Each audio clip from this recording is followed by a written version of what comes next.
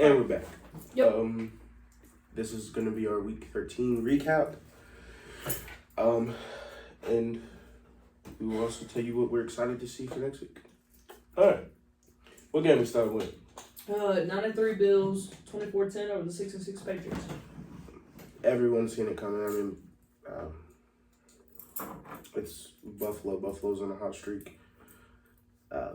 New England doesn't have the efficiency to continue to put up or continue to put an offense together to compete with bigger and better offenses. And that defense is good, though. Yeah. They're winning in the first quarter. And then 14 unanswered. Yeah. It was ugly. But successful win for the Bills. Hard loss for the Patriots, especially. Divisional. Yeah. I don't think there's too much to say. Yeah, there's not very much you can say Patriots with get that. their offense together. They're a scary team, but they've got to do that first. 5-7 Steelers, 19-16 over the 5-8 Falcons. Falcons very much alive in their playoff hopes still. Talked about that, touched on that a little bit last video. The NFC South is wide open. Yeah, I mean, you can't get more open than that. Kenny Pickett, 197 yards and a touchdown. Hey, Kenny Pickett looks good. Yep. Bad loss for the Falcons, I feel like. But, move past it. 5-8 Packers, 28-19 over the 3-10 Chicago Bears.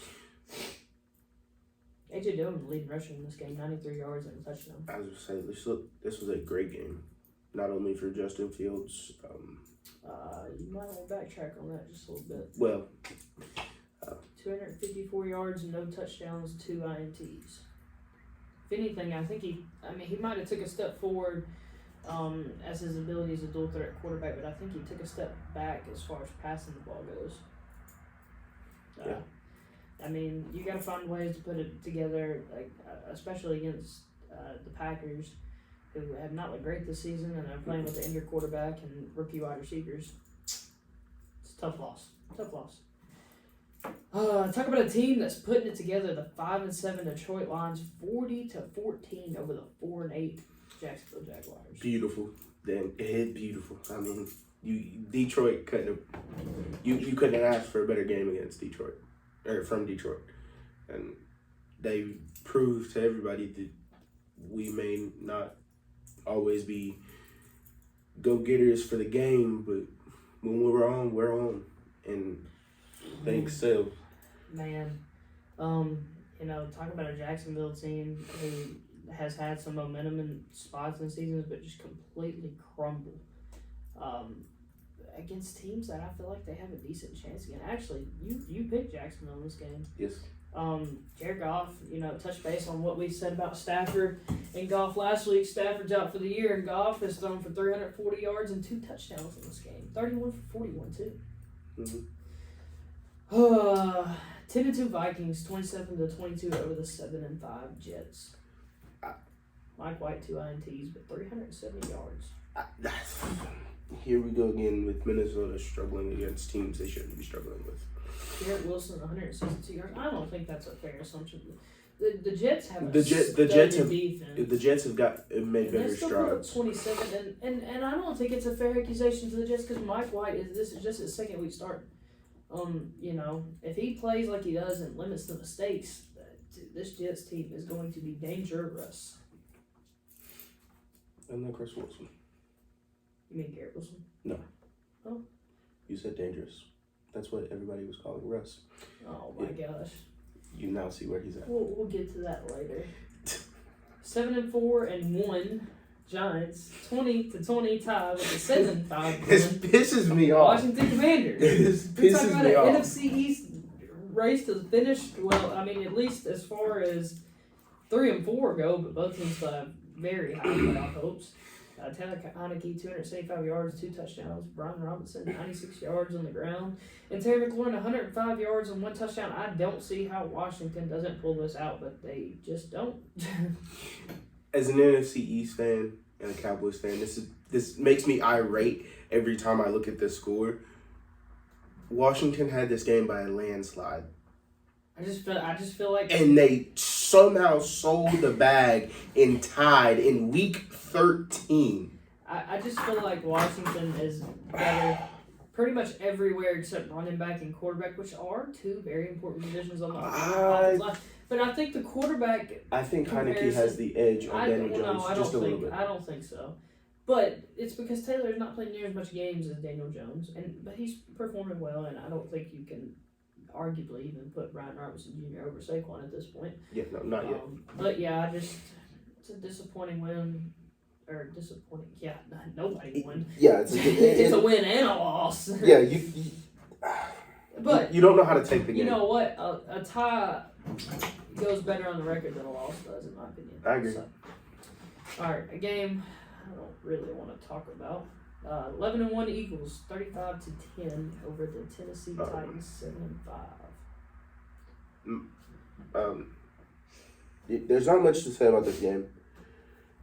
But one of my biggest takeaways was that Tennessee has its strides,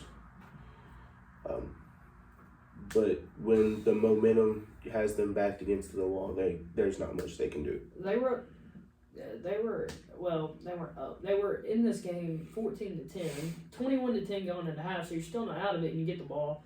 And just completely faltered. Now I understand you didn't have your number one wide receiver, and A.J. Brown committed a horrendous offensive pass interference on your number one corner and got him hurt, even though they call it defensive pass interference. It wasn't defensive pass interference.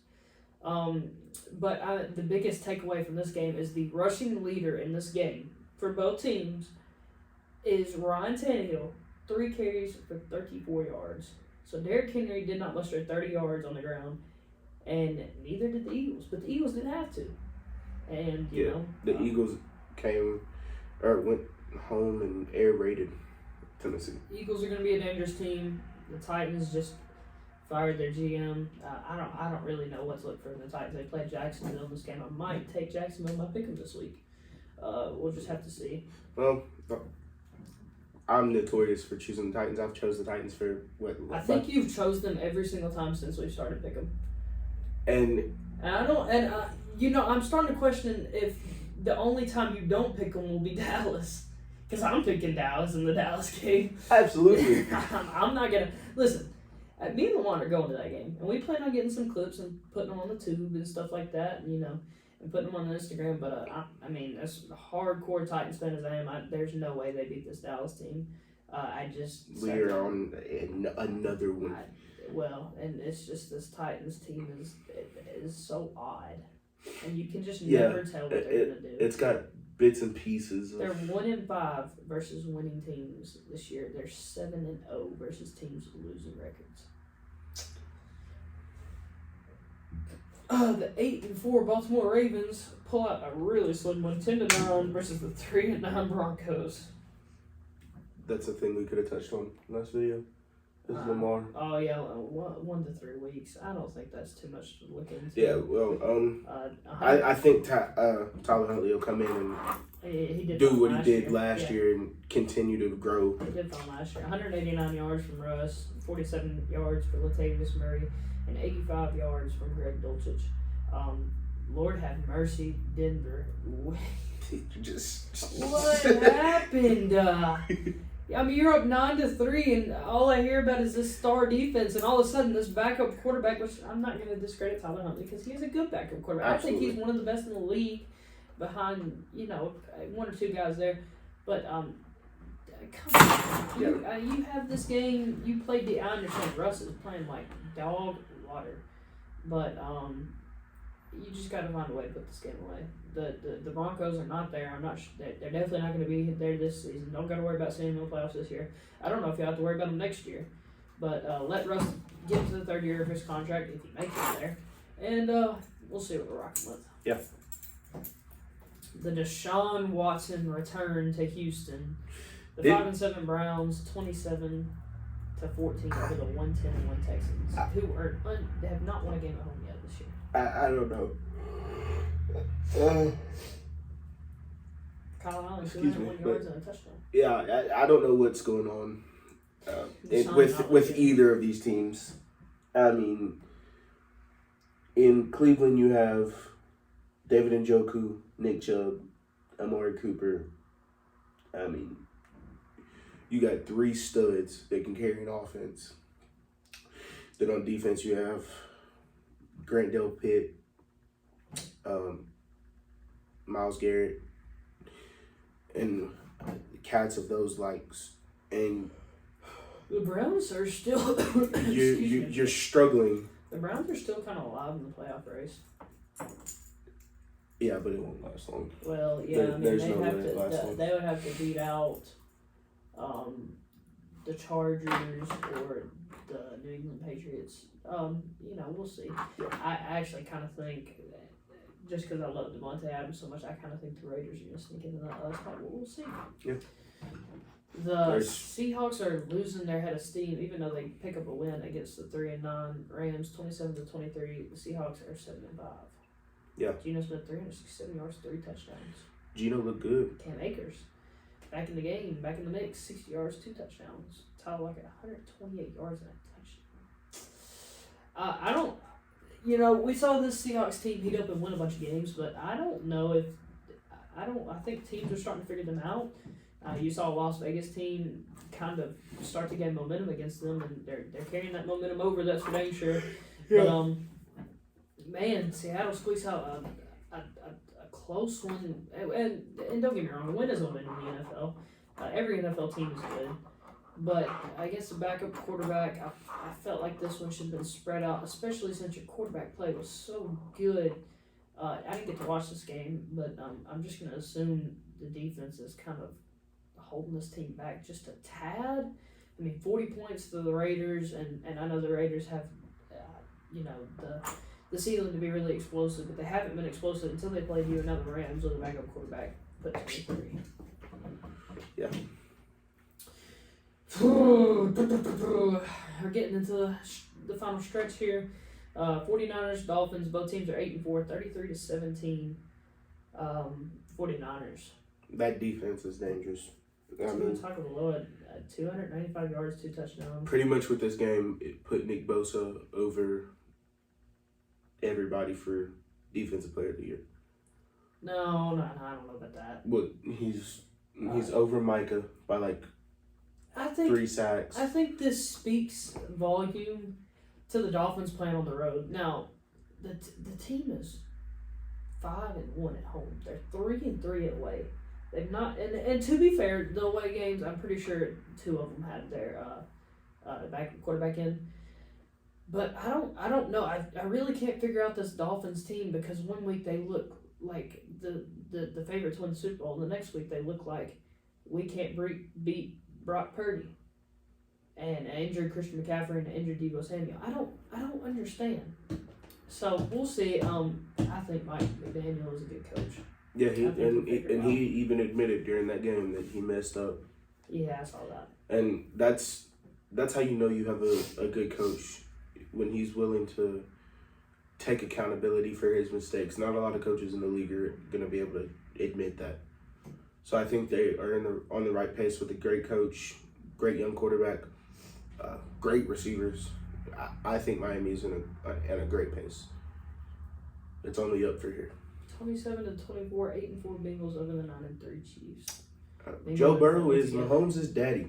He's 3-0 against Mahomes. Well, I just think the Cincinnati team is starting to put it together. As much as I hate seeing it, the Cincinnati Bengals are putting it together, and they're starting to become scary. And they're gonna win the AFC North. This is what happened last year. They didn't start putting it together till about week 13, and then they made that deep playoff push to the Super Bowl. A team like Kansas City, you can expect to have high playoff hopes. Yeah, I agree. And just like that, can I get a Raiders? 5-7 Raiders, 27-20 over the 6-6 Chargers. Man, the Raiders look good, and I don't like the Raiders, but I like Devontae Adams, and I like Derek Carr. And man, this team looks good, and if Josh Jacobs carries the ball every week, I don't know a team that can beat them the way they play offense. I really don't. Definitely not. When you put the ball in playmakers' hands and those playmakers playmake, you ain't getting stopped. Josh Jacobs, 144 yards and a touchdown on the ground Devontae Adams 177 yards and 2 touchdowns through the air. I mean, their record shouldn't be as bad and as this team doesn't have Hunter Renfrow or Darren Waller right now either. Yeah. And they've won 3 straight. And just like that, they're back in the play. I mean, who's the teams that are in front of them right now are the 6-6 Chargers and the 6-6 New England Patriots. And they could beat both of those teams. They're 5-7, and they just beat the Chargers. Yeah. This team 2-7. Everybody thought they were done, and I think they're gonna come back. I think they're gonna squeeze I it. think they're gonna be a dark horse in the playoffs, kind of. Now I can see them being first round exits, just like I see a lot of teams being first round exits. I think if Baltimore gets in the playoffs, I think they're a first round exit. The Titans will be in the playoffs; they're a first round exit. I kind of think the Jets will be a first round exit too, but. I'm gonna put them in that category right now, but the fact that they're making the playoffs after starting the season 2-7 is gonna be surprising, and I really think they're gonna sneak their way into the playoffs. Yeah, I agree. All right, Lamont, here you go. 54-19, the 9-3 Cowboys over the 4-8 win Colts. Look, all I'm gonna say, defense excelled in this game. I mean, you can tell this. The leading passer was Matt Ryan for 233 yards and 2 touchdowns, coupled by 3 interceptions. Defense killed this game. Yeah, It didn't look like it was going to for a second, and then all of a sudden we hit the third quarter, and it was smoke. we put up.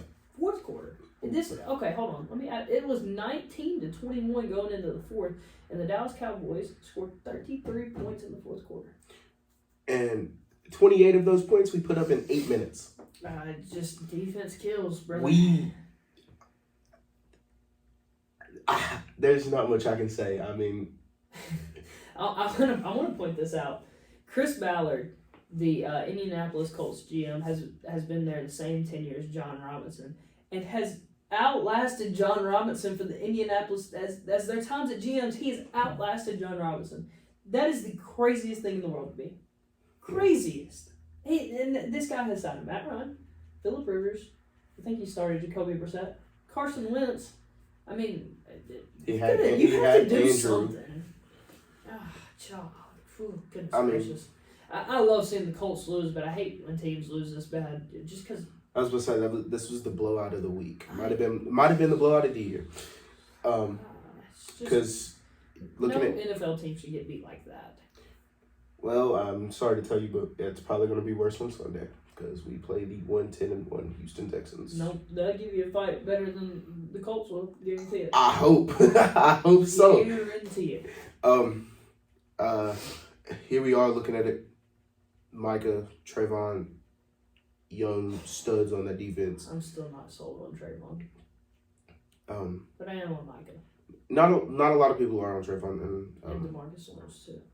Well, Tank's getting old, so. Yeah, but we have enough. We have our young guys that can come in. So like Dorrance Armstrong, and our young guys like that. Malik Hooker got him a fumble recovery touchdown. Indianapolis Colts too, by the way. Over his Colts, or his ex-Colts. He's not his Colts. So. It showed today that the Colts need to figure something out. Whether that's getting Jonathan Taylor help from the O-line. He had a couple of big runs. Wasn't nothing major, but Alec Pierce had 4 receptions for 86 yards and a touchdown. I kind of almost feel like he's overtaken Michael Pittman for the wide receiver 1 role there. I would agree with that. Which did. I think he's better. Dallas's offense. Michael Gallup, he's back, especially coming off of that ACL tear last year. I mean, you look at this offense. The offense didn't even have to do anything. Yeah, I mean, your defense is that good, and I mean, you don't even have to worry about the offense side. And Dak, when he was on the field, him, Zeke, Tony Pollard, Dalton Schultz, the receivers, they come out, they scored when they needed to, they got the job done, they helped their defense out, defense helped them out. All around perfect game for the Cowboys. If Dallas's defense is consistent, they should be the Super Bowl favorite. But the problem is they're not consistent. They're not good. They're not elite on a consistent basis. Yeah, I agree. So you see it like Green Bay, and then the week after Minnesota, they hold them to 3 points with Justin Jefferson and T.J. Hawkinson and all these players. But they have to play consistent. Yeah, have to play I consistent. agree. If they play consistent, give me them in the Super Bowl. It's gonna be hard losing Anthony Brown at corner, but his sub, they come in, he ended up getting 2 picks. Next man up. He got 2 interceptions against the Colts, 1 rip away, and then 1 sideline pick that Matt Ryan never should have thrown. But it is what it is. The Colts have to learn to hold on to the football because they fumbled. 5 total turnovers. Yeah. Okay. They fumbled a lot. Let's go. Let's head to the NFC South real quick to wrap this thing up on Monday Night Football. The 6-6 Buccaneers, 17-16 over the 4-9. Me and Bryce both chose Tampa, and at halftime or in the middle of the third quarter, I look at Bryce and I was like, "Man, Bryce, we might have lost this one this week." Yeah, I mean this game is 13-3 in the third, 16-3 in the fourth. If there's one team, and you could have read my article. I wrote an article on the NFC South. If there's one team I'm going to count out of it right now, it's not going to be the Carolina Panthers. It's going to be the New Orleans Saints. Saints just have no idea what they're doing. They don't know what they're doing. I absolutely agree. There's no reason that the coaching is bad. Quarterback's play is bad. The whole offense is really not good. And the defense is the only thing in the ball games. Their whole offense needs to be restructured, whether that's around Alvin Kamara or around Chris Olave.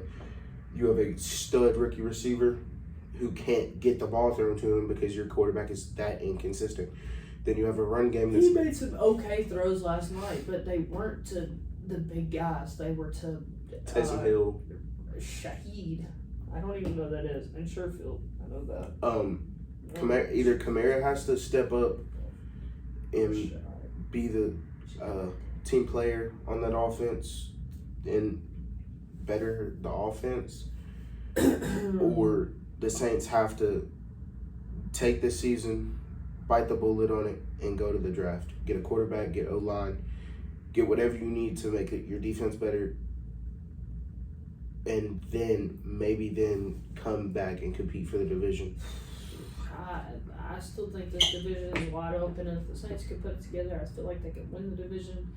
But just it'll be hard to put it together. Man, talk about, and we're talking about the NFC South or the AFC South right now because that's got the worst team in football, a Jacksonville team that is so inconsistent, a Colts team that look good, then look bad, then look good, about like Jacksonville, and a 7-5 Titans team that just fired their general manager. And I still think the NFC South is worse than the AFC South. I mean, it's just. At least in the AFC South, you have a winning team that you can that could possibly win a playoff game. That's yet to be determined. We'll find that out. I don't know which one of these teams get into the playoffs, and dang sure the only one that'll win a playoff game is one with Tom Brady on it, and the only reason they win a playoff game it will be because of Tom Brady. I don't know what there is to say about this division, but you talk about four teams that need to go. You talk about 4 teams that need to go reevaluate their teams and everything about those organizations. All 4 of those teams need to just go ahead and do it. I agree. So, all right, that'll wrap us up for what happened week 13, correct? Yes. We'll save that for a whole nother video. What? OBJ. Yeah, well, no, we'll wait till he gets signed. That'll probably be in a Fired Up, which started this week. Video coming up soon, depending on when and where he signs. We'll just have to see. Of course, there's a lot of speculation about Dallas, but I wouldn't tie him down to Dallas just yet. Well, today Jerry Jones did speak on the situation. Jerry Jones doesn't know if Odell is going to be ready to make that mid-January push like we're hoping to push for. It'll be definitely interesting. It'll be interesting. I agree. All right, well, let's wrap up what happened, and we won't catch y'all next week because I'll be gone. Yep. But the week before Christmas, we'll be back, and we'll be hitting some more videos head on. So, appreciate y'all rocking with us. Instagram, all that good stuff. Hit it up.